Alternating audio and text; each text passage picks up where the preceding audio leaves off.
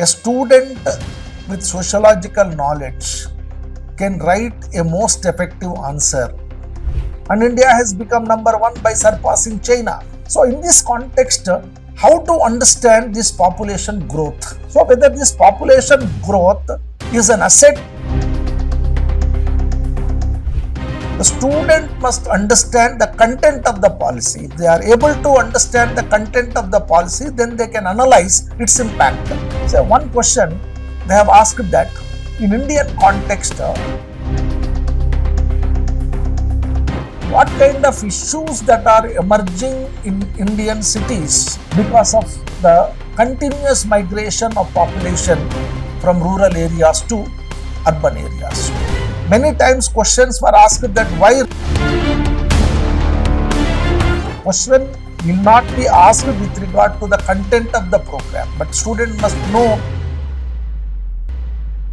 Hello everyone, welcome to Amigos IAS Academy. This is Shweta. Today we are going to discuss about the importance of sociology in understanding the topics related to Indian society and social justice. For that we have our esteemed faculty member Chinta Ganesh sir, who holds 35 years of teaching experience and he has delivered the lecture in Osmania University. Not just that, he guided many UPSC Civil Service aspirants. Now I would like to introduce sir in the front. Hello sir. Yeah, hello. Namaste. Thank you so much for joining us today, sir. So my first question to you is, on the behalf of the students, how the knowledge of the sociology is helpful in understanding the topics related to Indian society in the paper 1? I would like to state that the knowledge of sociology is very much helpful for the topics related to Indian society in GS1 paper. I will elaborate how sociology and the topics related to Indian society are related with each other. But before going to enter into my presentation, I would like to tell you that for the benefit of the Telugu audience, right, Telugu viewers, I'll try to combine my presentation both in English and Telugu.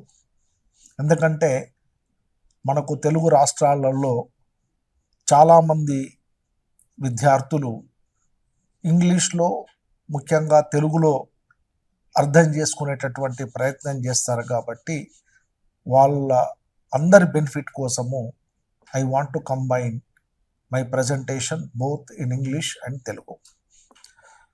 First of all, let me tell you, sociology is the scientific study of society. Sociology provides the holistic understanding of human society. When we look at the syllabus related to sociology, first paper is more of theoretical, which mainly focuses on understanding human society as a whole. So in paper 1 of sociology, we deal with the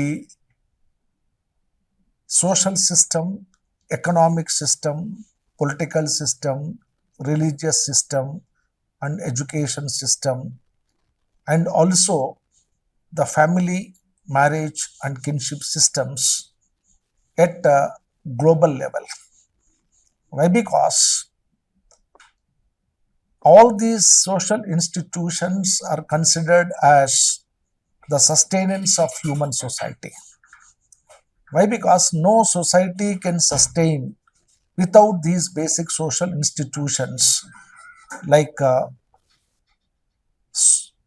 family system, marriage system, kinship system, economic system, political system, and religious system. Okay. So sociology mainly focuses on discussion related to these basic social institutions. And apart from that, sociology also discusses about the contributions of various social thinkers or sociologists like Karl Marx, Emil Durkheim, Max Weber, Talcott Parsons, G.H. Mead. So the studies of all these sociologists are part of the paper 1 of sociology. Then as far as paper 2 of sociology is concerned, it is about Indian society. And everything related to the Indian society are discussed as part of paper 2. And more specifically, in paper 2, we discuss about the unique features of Indian society, then the unique social and economic and political systems that are existing in Indian society, like caste system, Jajmani system, joint family system. Okay, so like all these systems are being discussed in sociology.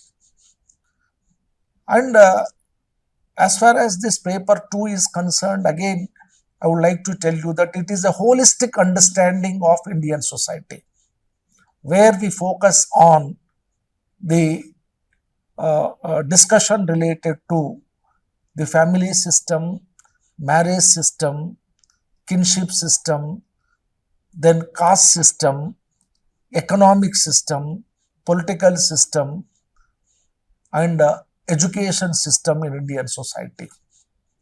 And moreover, paper 2 is a highly dynamic paper, right? It not only try to discuss about the basic social institutions in Indian society, but it also focuses its attention on the study of social movements, then issues related to the population, then issues related to Indian society like communalism, regionalism, caste conflicts, poverty, unemployment, like all these issues are being discussed in sociology.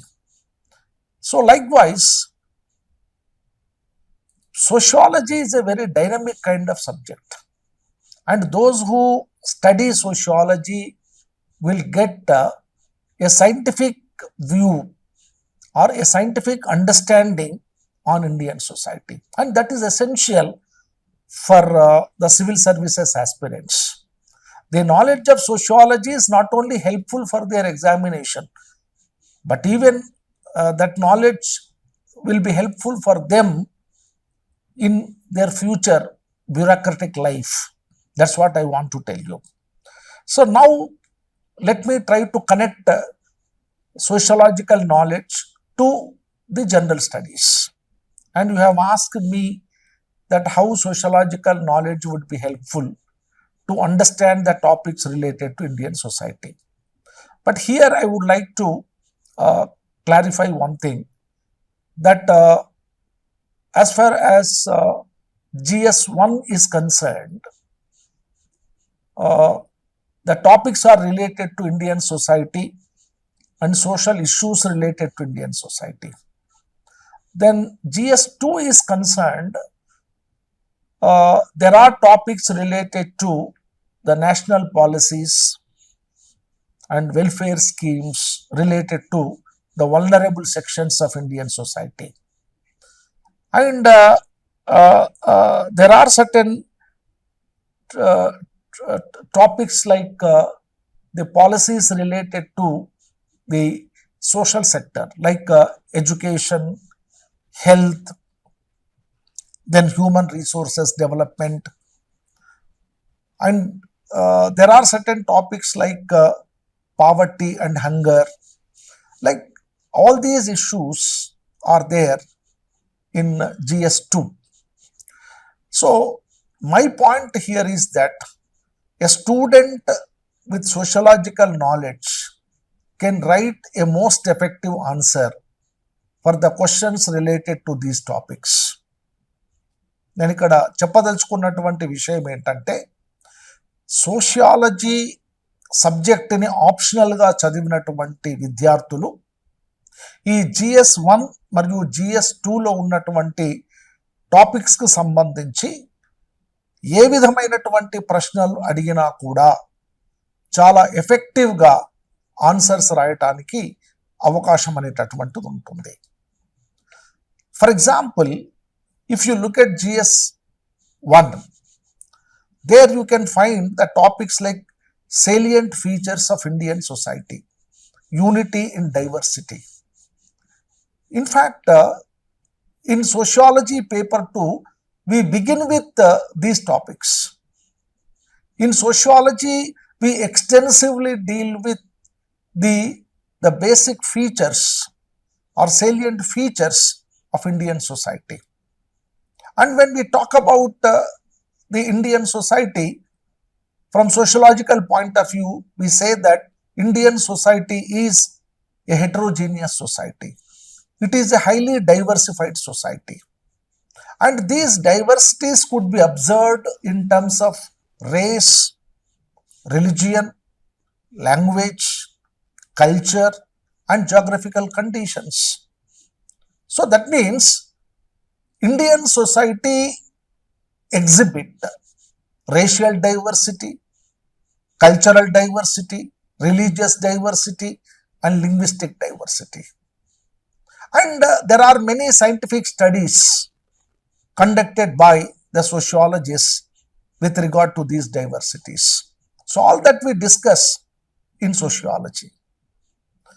But here the point is that if at all a question is asked with regard to the salient features of Indian society, a sociology student can write a better answer. Why? Because they study about that particular topic in sociology. For example, when we talk about racial diversity, there are certain classification of Indian population into different racial groups, like Herbert Risley's classification, B.S. Guha's classification, which are more scientific. A sociology student can present such kind of classifications. Similarly, when we talk about the religion, sociology students study about the social philosophy of various religious groups in Indian society, like Hinduism, Islam, Christianity, Buddhism, Jainism, and how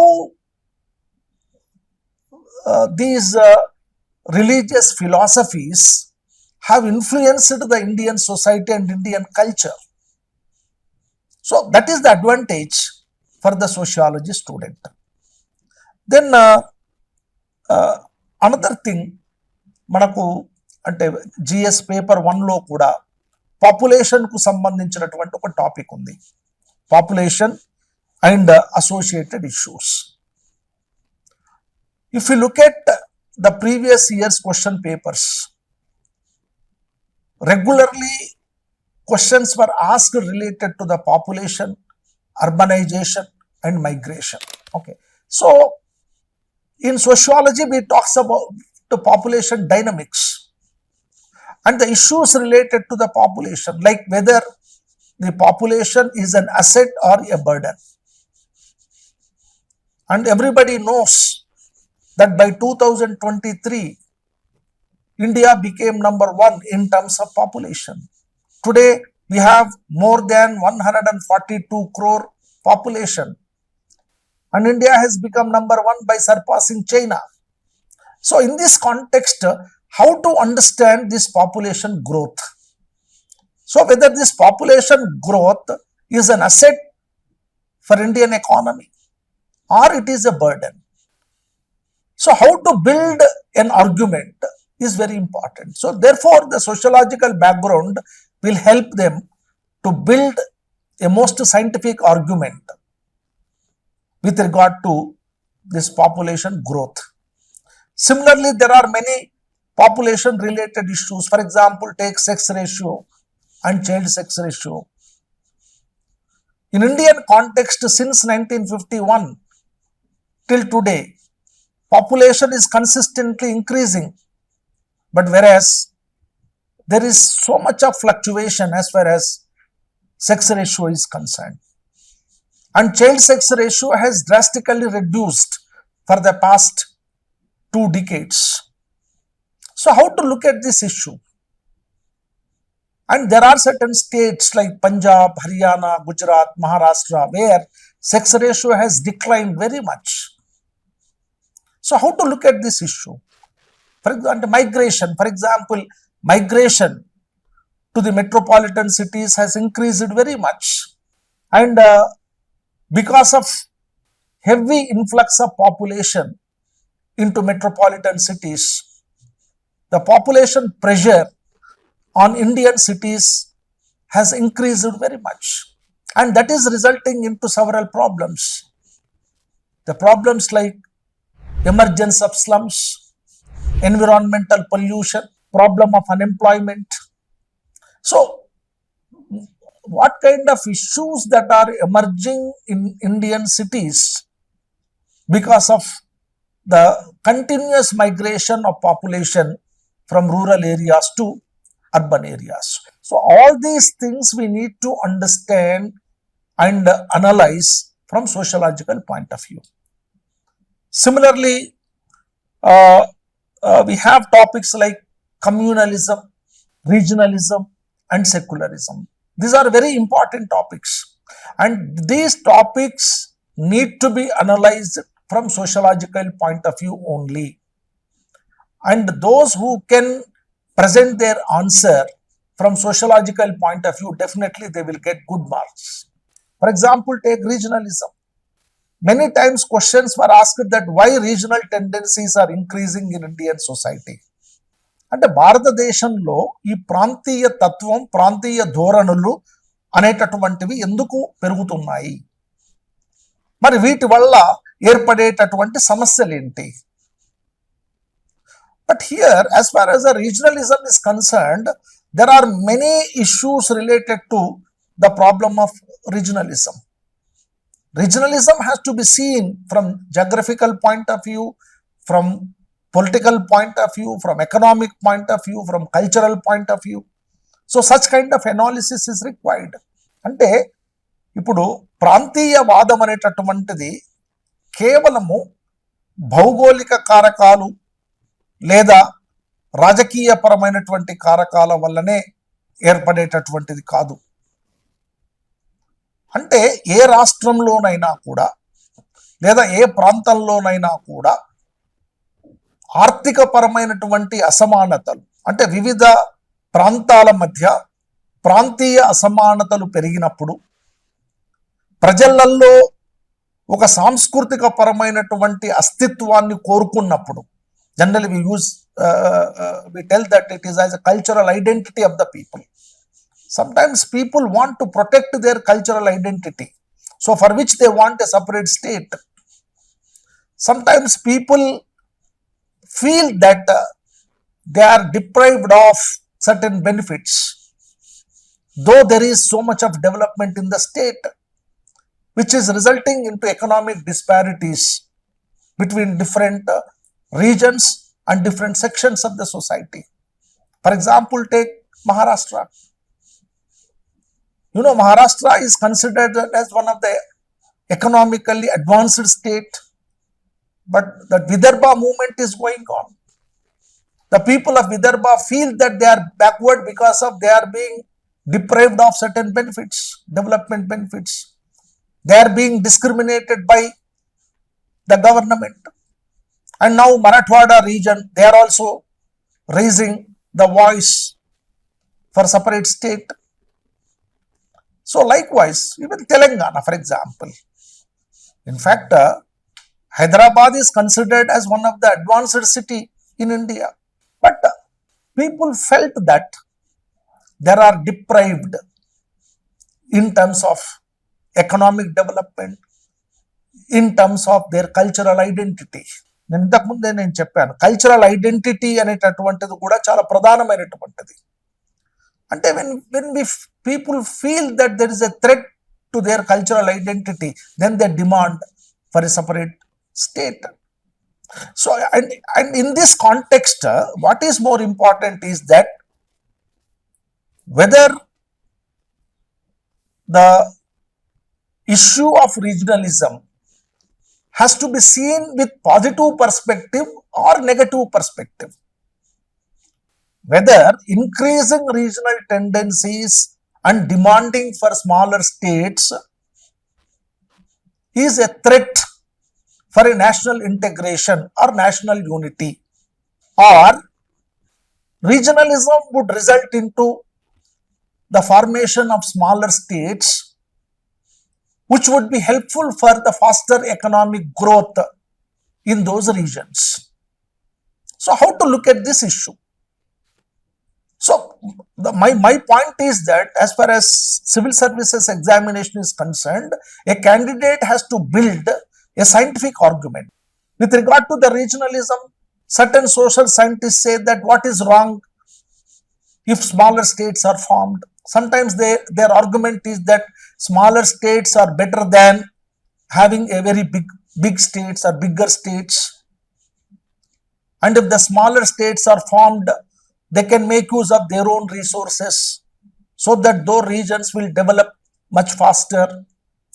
And moreover, the people's aspirations will be fulfilled. Ultimately, whether development takes place or not, but fulfilling the aspirations of the people is very important. మనం తెలుగులో అంటాం ప్రజల ఆకాంక్ష అనేటటువంటిది నెరవేరడం అనేటువంటిది చాలా ప్రధానమైనటువంటిది. ప్రజల అస్తిత్వాన్ని కాపాడినాము అనేటటువంటి భావన ప్రధానమైనటువంటిది. So like that every issue need to be dealt with from sociological point of view. So therefore, as far as the GS paper 1 is concerned, all these topics are very much related to sociology. And I can talk about another topic, that effects of globalization on Indian society. This is a very important topic. For every year, one question is asked with regard to this topic. A question can be asked that social impact of globalization on Indian society.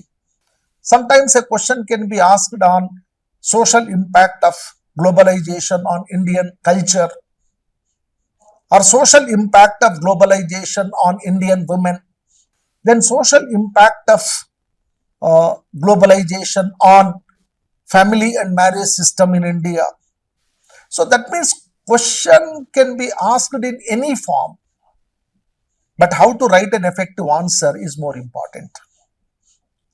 So in this context, first of all, a student must have an understanding on the concept of globalization. And if the question is related to the woman, first of all, a student must have an understanding on the social status of women in Indian context. And as far as globalization is concerned, there are positive effects and also negative effects. Then how to analyze the positive effects and negative effects, and ultimately they have to draw a conclusion. So like that, my suggestion here is that definitely a sociology student, there is a student who studied sociology as an optional, can present answers to these topics very effectively, because the sociological knowledge provide the base for them. కాబట్టి సోషియాలజీని చదవటం వల్ల ఆప్షనల్గా వాళ్ళు ఆప్షనల్లో మంచి మార్కులు score చేయటమే కాదు, general స్టడీస్కి సంబంధించినటువంటి క్వశ్చన్స్కి కూడా చాలా ఎఫెక్టివ్గా ఆన్సర్స్ రాయటానికి అవకాశం ఉంటుంది. And let me briefly tell about the GS2. Even GS2లో కూడా మనకు we have a topic that government policies and interventions for development. So first of all, I should say that in paper 2 of sociology, we discuss about the various national policies related to the development, and also various national policies related to the vulnerable sections of Indian society. For example, take rural development. In sociology, we discuss about the national policy for rural development. And based on that policy, Government of India has initiated several development programs. So a student must have an understanding on what is the perspective and policy and strategy of Government of India with regard to rural development. That's more important. That we deal in sociology paper 2. Then when we discuss about the rural development, a student must aware of the various development programs that have been initiated in India since 1952 to till date. Let me give you one or two examples. Especially by focusing on poverty alleviation, Government of India has initiated certain flagship programs which focuses on rural development, including infrastructure development in rural areas, and also employment generation and poverty alleviation. అంటే భారతదేశంలో గ్రామీణాభివృద్ధి కోసం భారత ప్రభుత్వం అనేటటువంటిది వివిధ అభివృద్ధి పథకాలను ప్రవేశపెట్టడం జరిగింది. అంటే దీనివల్ల గ్రామీణ ప్రాంతాలలో అవస్థాపన సౌకర్యాలను పెంచడం ఒకవైపు, మరోవైపు ఉద్యోగావకాశాలను పెంపొందించడం, నిరుద్యోగాన్ని తగ్గించడం, అదేవిధంగా పేదరికాన్ని నిర్మూలించడం. అంటే ఈ ఆబ్జెక్టివ్స్ ని దృష్టిలో పెట్టుకొని భారత ప్రభుత్వం వివిధ అభివృద్ధి పథకాలను ప్రవేశపెట్టడం జరిగింది. So in this context a student must know that IRDP, Integrated Rural Development Program, this was initiated in 1978-79 with a slogan, the direct attack on poverty. So this was one of the most important flagship program of Government of India, and this has continued up to 1999. But Government of India has changed its strategy, and IRDP was restructured and renamed in 1999 as SGSY, Swarna Jayanti Gram Swarojgar Yojana. And as part of this, state encouraged the people to form the self-help groups. That means under this scheme, the benefit was extended to the self-help groups rather than to the individuals or individual families.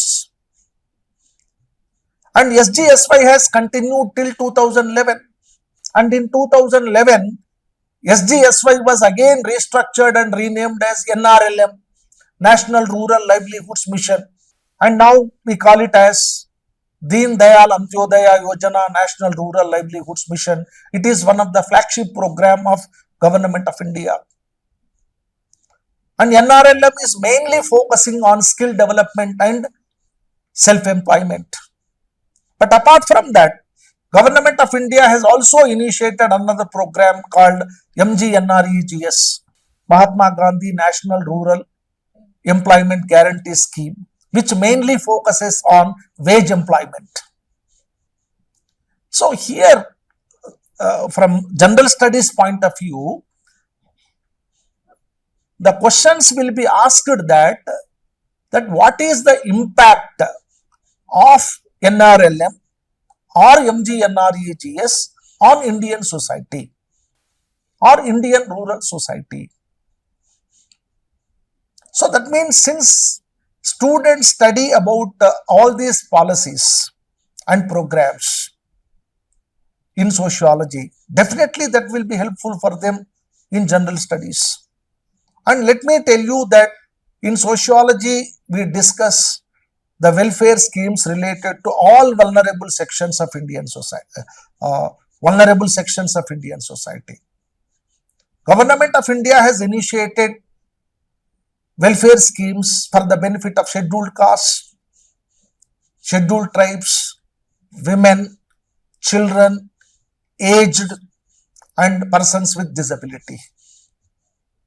For example, when we talk about the welfare schemes related to women, students are supposed to know the schemes like Janani Suraksha Yojana, Pradhana Mantri Matru Vandana Yojana, Pradhana Mantri Matrutva Sahyog Yojana, Pradhana Mantri Mudra Yojana. Like that, the government of India is implementing many schemes, many welfare schemes for the benefit of women. And at the same time, government of India has also initiated several legislations, right, to provide protection for the women, to protect the rights of women. For example, the protection of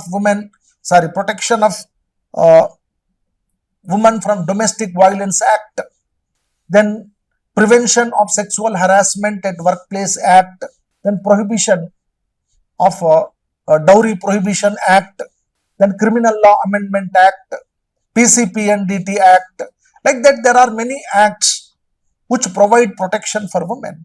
But here, the point is that how these legislations are able to bring about the change in the socio-economic and cultural life of the people.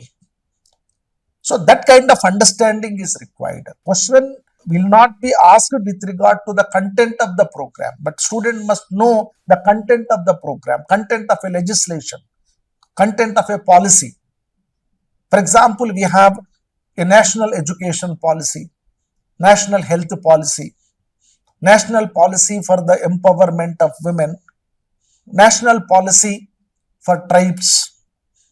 But here, the student must understand the content of the policy. If they are able to understand the content of the policy, then they can analyze its impact.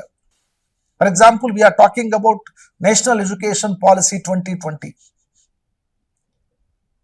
A question can be asked that how this National Education Policy 2020 would bring about change in the education system in future, and how this policy would be helpful to improve the quality of education in India, and how this national education policy would be helpful to provide the professional skills for the students, and how this policy would be helpful to strengthen the educational institutions in Indian society. So likewise, questions can be asked in various forms, but the student must have analytical skills, and such kind of analytical skills definitely they will get by studying sociology. అందువల్ల నేను చెప్పదలుచుకున్నటువంటి ఒక విషయం ఏంటంటే, ఇలా GS1 GS2లో ఉన్నటువంటి topics అన్నీ కూడా సోషియాలజీకి relevant టాపిక్సే. సోషియాలజీని చదివినటువంటి స్టూడెంట్ ఈ టాపిక్ సంబంధించినటువంటి ఏ క్వశ్చన్స్ కైనా కూడా చాలా ఎఫెక్టివ్గా ఆన్సర్స్ రాయటానికి అవకాశం ఉంటుంది. That's what I want to tell. True, sir. Now we are clearly understand how to relate the knowledge of sociology to paper 1 and GS. Yeah. My next question is, do you think the social dimension is required to present an effective answer related to Indian society and social justice? Yes. Always I used to say that mere writing an answer is not sufficient to get good marks. A student must write an effective answer to score good marks. Let me tell you that UPSC evaluation is more scientific, more logical, and more effective, because UPSC follows certain standards in evaluation of the answer scripts related to the civil services mains examination. In fact, I would like to give some suggestions for the students with regard to how to write an effective answer. Maybe We will do it another program for this. But here I would like to tell you that the sociological dimension is essential and very much necessary to present an effective answer with regard to the questions related to the topics related to Indian society and social justice. I have given you certain examples now.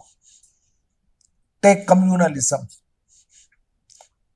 If at all a question is related to the communalism, first of all, a student must have a sociological understanding of what is meant by communalism. Who is communal? Right? Then, since Indian society is a secular society, right? Then how to define communalism? Suppose if a person strongly believes in their religion, if a person have a strong commitment for their religious faith, can we call them as a communal? No, they are not communal. Then there are many sociological interpretations for the concept of communalism, which a student need to understand. Then secondly, how communalism has been classified, because in Indian context, you can find different types of communalism. Communalism means not just a conflict between two religious groups. All the time we understand communalism means a conflict between two religious groups. No, it is not like that.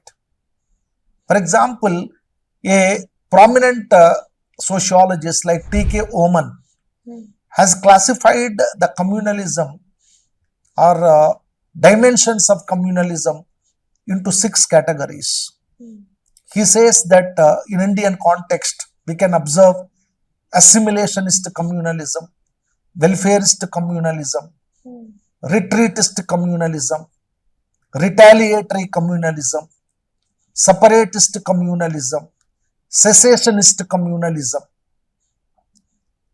All these types of communalism could be observed in Indian society.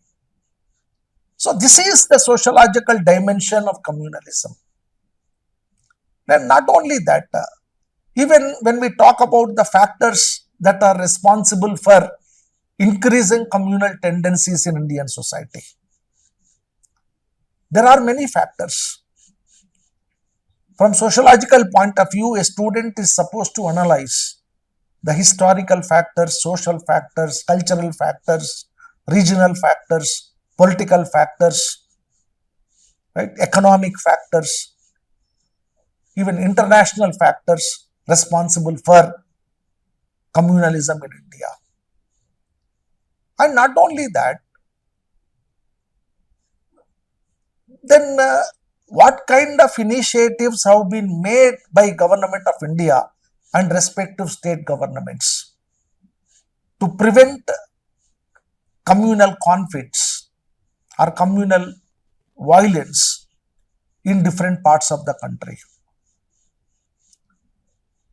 And another important aspect is that there is a need of a continuous surveillance that which are the areas where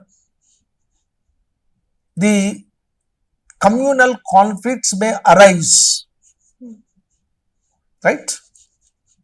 And what are the factors that are responsible for the rise of communal conflicts in different parts of the country. And it is said that there are around 16 cities in India which are more vulnerable for communal conflicts, communal violence. So on this, some kind of sociological understanding is required for the student. And similarly, by understanding the factors or causes responsible for the communal tendencies in Indian society, but what kind of measures, preventive measures, the state or civil society has to initiate. Right? As far as the communalism is concerned, it is not just the responsibility of the state, it is also the responsibility of the civil society. And what is the responsibility of the civil society to prevent communal conflicts in Indian society?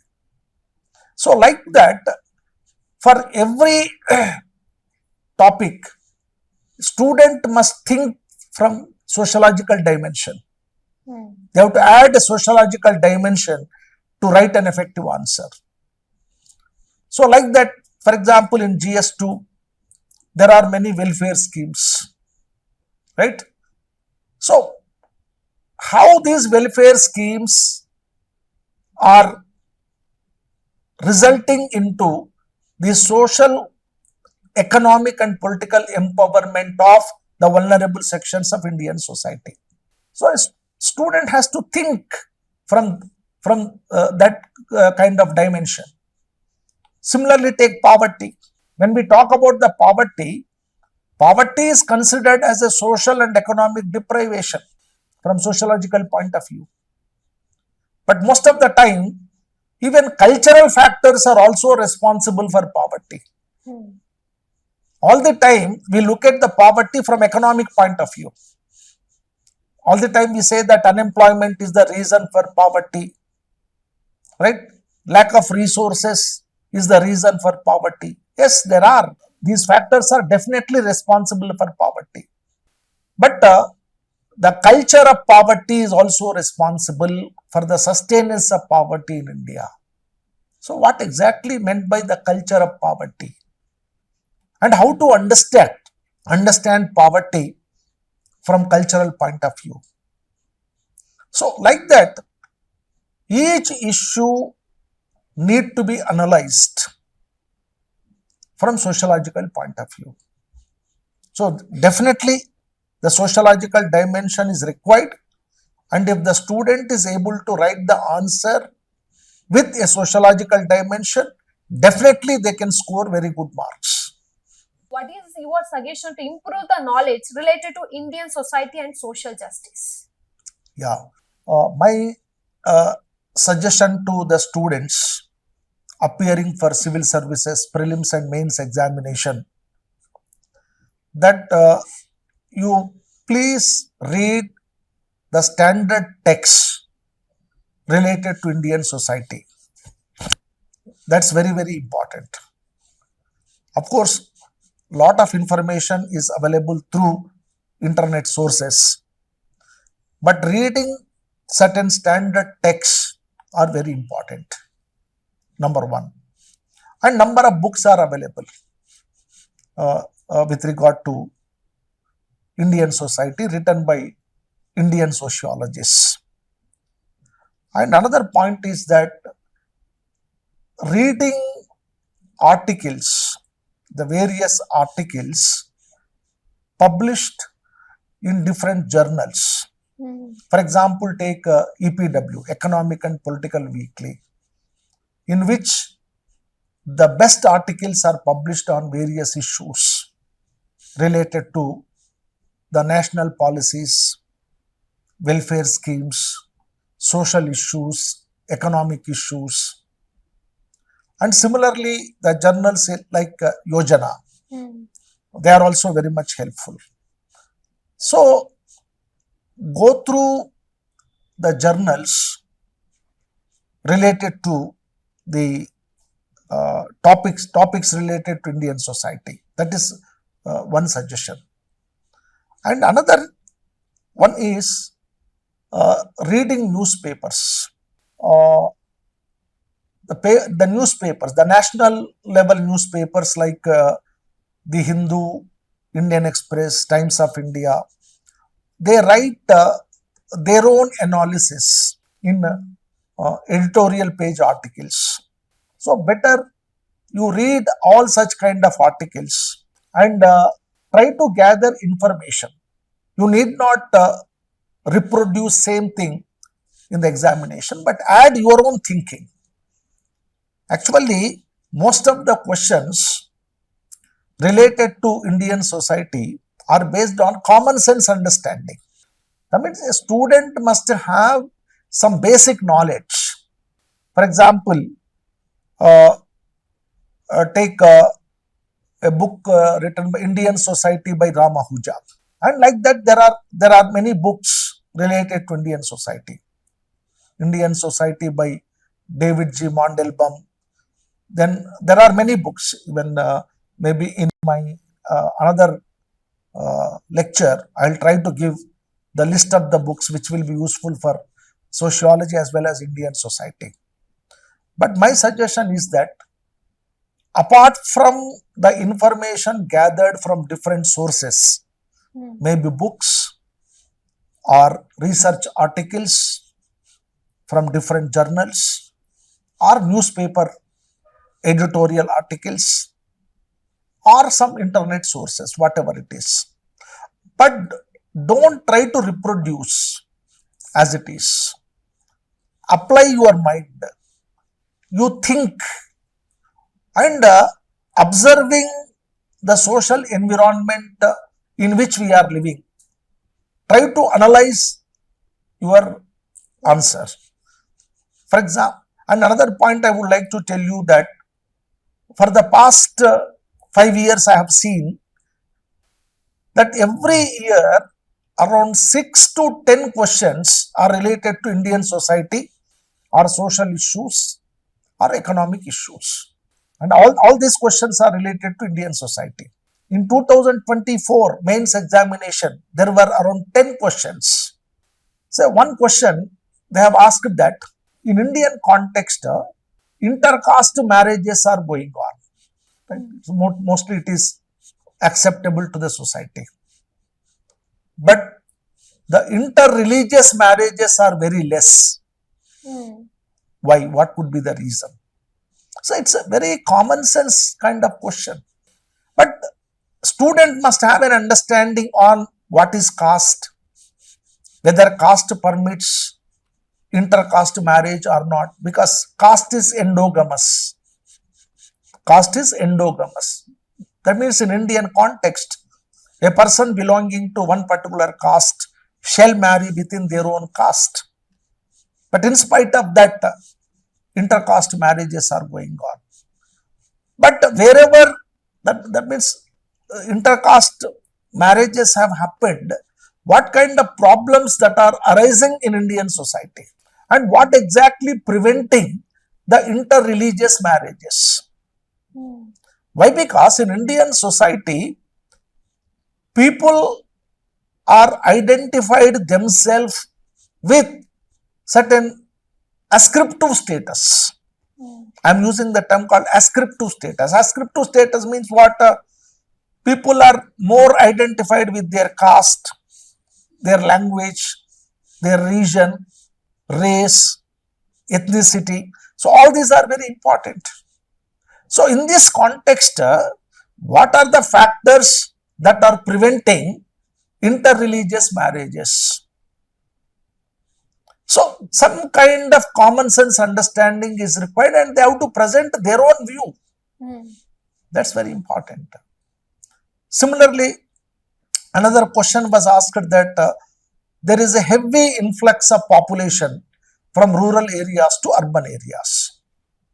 Why people are migrating from rural areas to urban areas, and how this migration is impacting the resources in metropolitan cities. So like that questions were asked.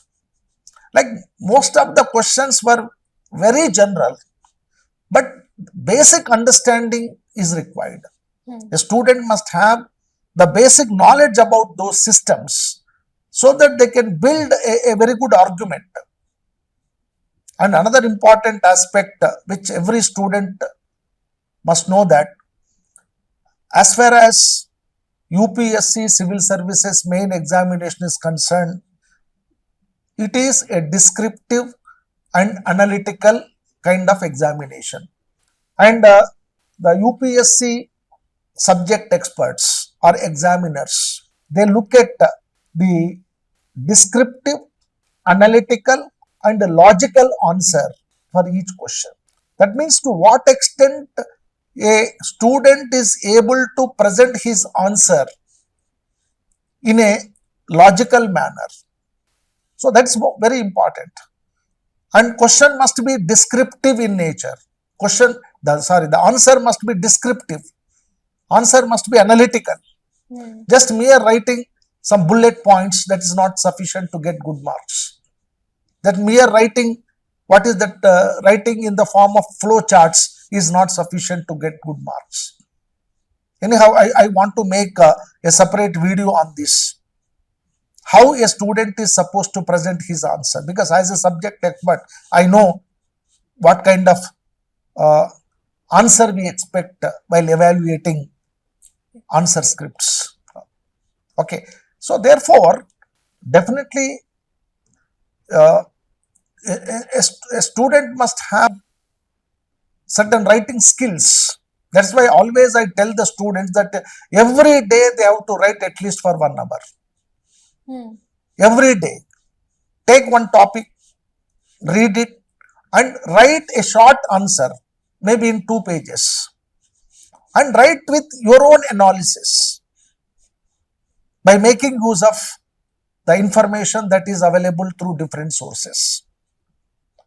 Okay, so there are enough resources as far as these topics are concerned. Okay. Great suggestion, sir. What kind of tips you would like to give us to score good marks in Indian society and social justice? Yeah, again I want to tell you that first try to understand the subject in an in-depth manner and have a conceptual clarity related to each topic, and read the standard text or research articles or the editorial articles in the newspapers, and gather information.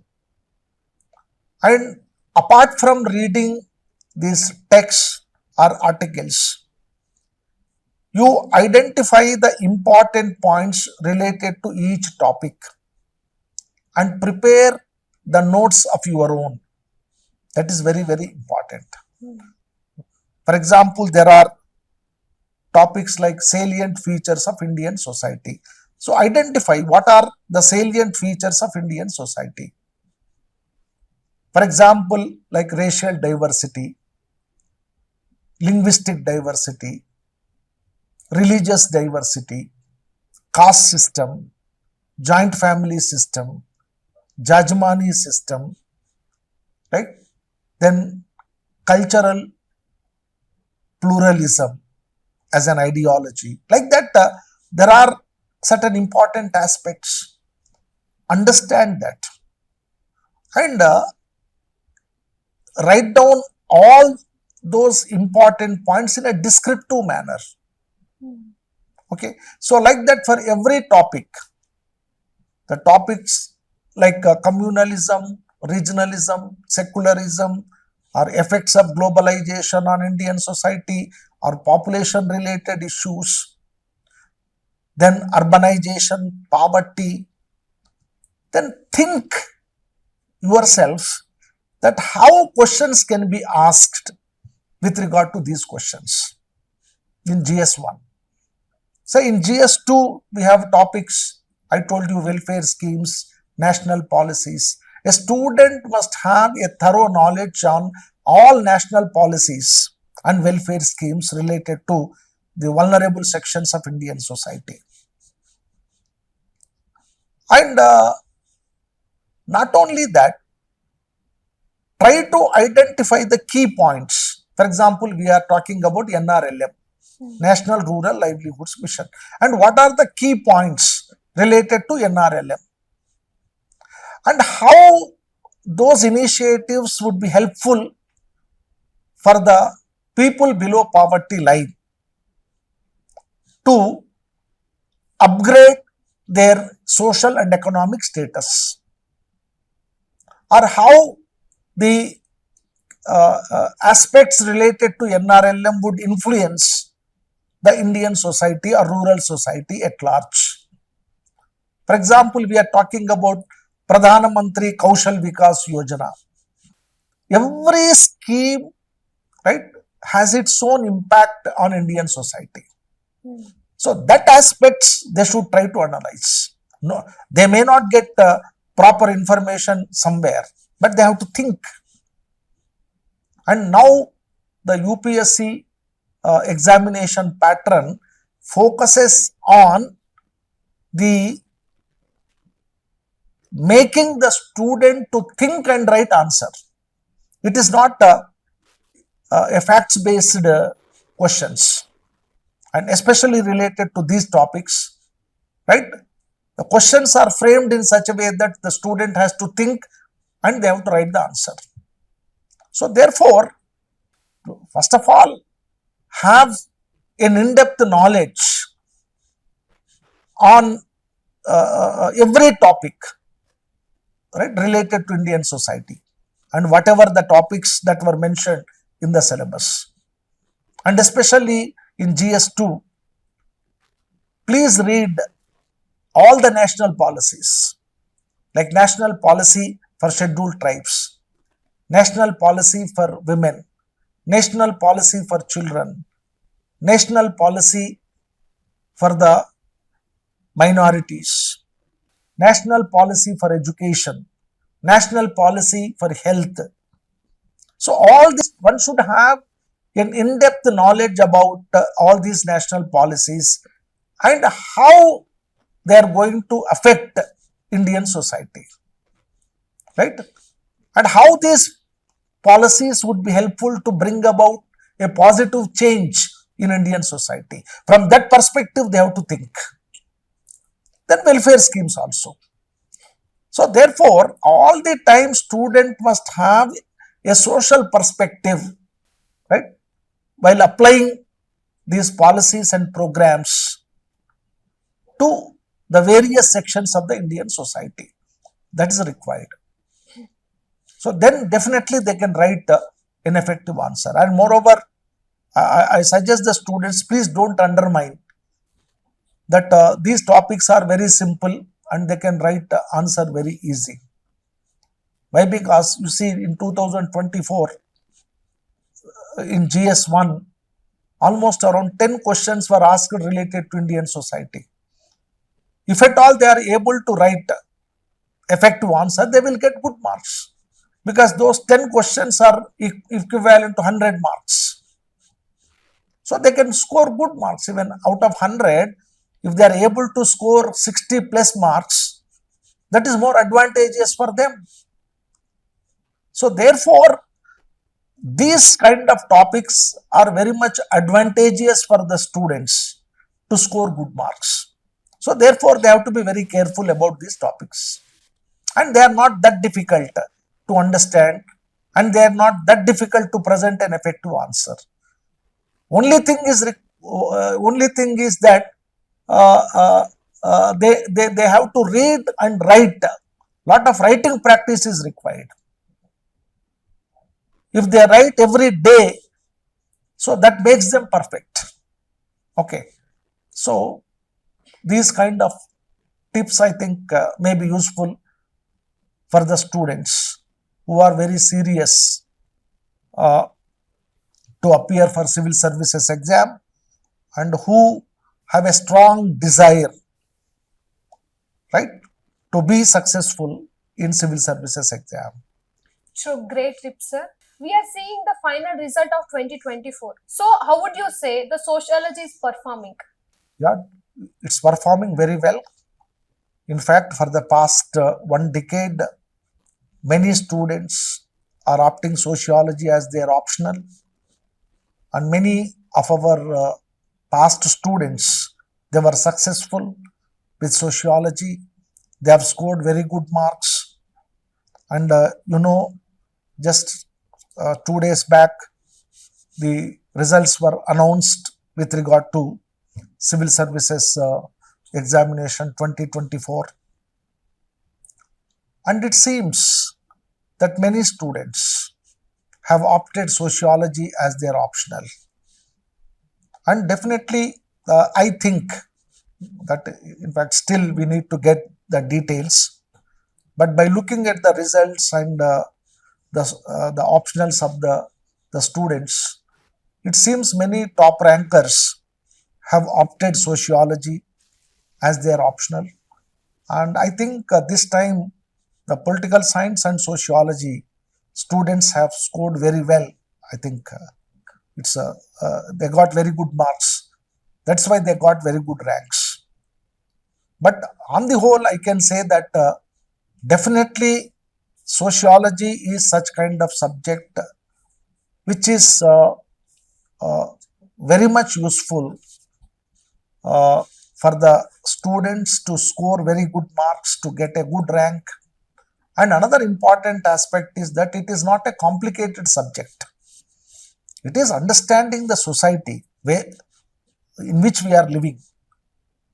And it is such kind of subject where a student with any kind of academic background can understand the subject.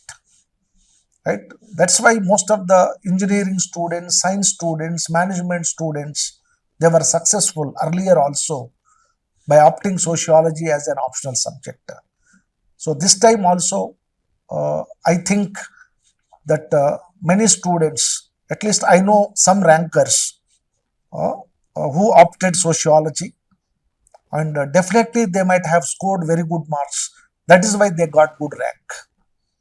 And in future also, sociology will be one of the most important subject, and where large number of students will opt this subject. And we are there to help them, and we help the students, we train the students in a right direction, and we make them perfect to understand the subject, to write the answers effectively, and so that they can score very good marks and very good rank in UPSC Civil Services examination. Thank you. Thank you very much. Thank you so much for joining us, sir.